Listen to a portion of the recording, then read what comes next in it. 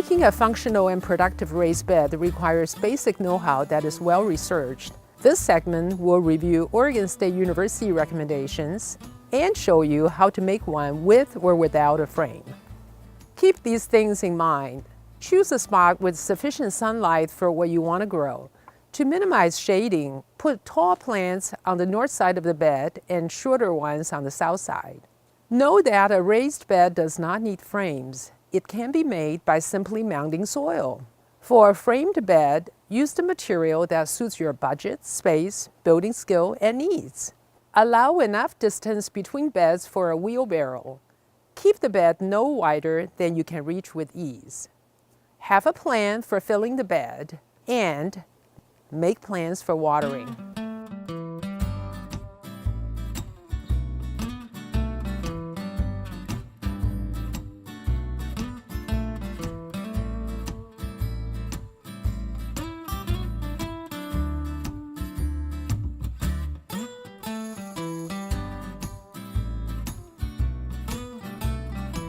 To make a bed without frame, follow these steps.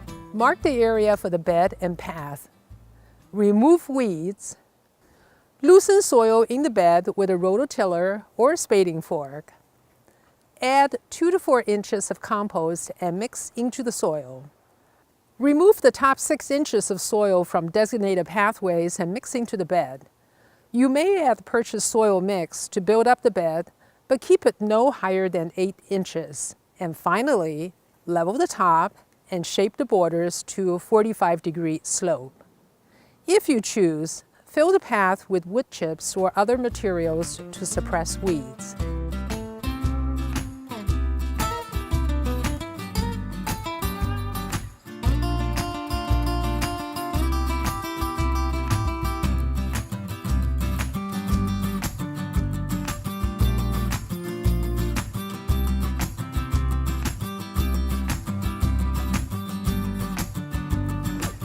High beds like these are easier on the back. These are 20 inches high by stacking 2x8 treated lumber on top of 2x12 boards. Beds are 3 feet wide with a 3 feet path between them. Our native clay is rich in nutrients, so it should be incorporated into the bed. Before putting up the frame, loosen the soil in the bed with either a spading fork or rototiller. The deeper, the better. Excavate the top 6 inches of the path and add the soil to the bed. To increase organic content, add 2 to 4 inches of compost and mix well. To fill a high bed like this, you may need additional native soil from somewhere else in your garden, compost, or purchased soil mix. Add them in small batches and mix thoroughly with each addition.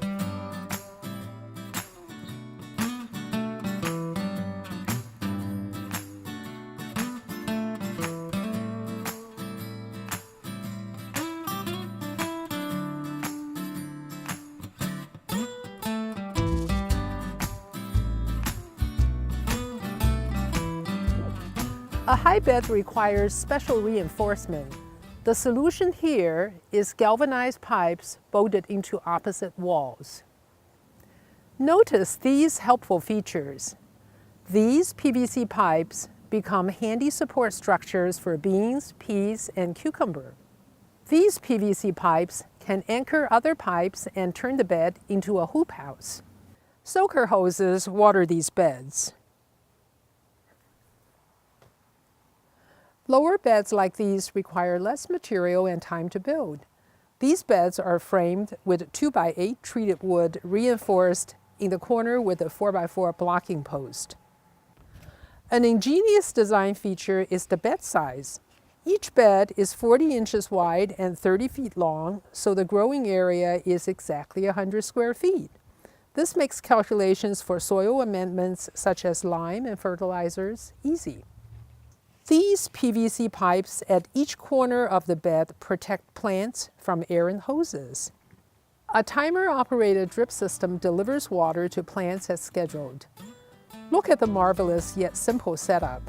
Intake pipe, timer, filter, pressure reducer, and feeder lines to each bed.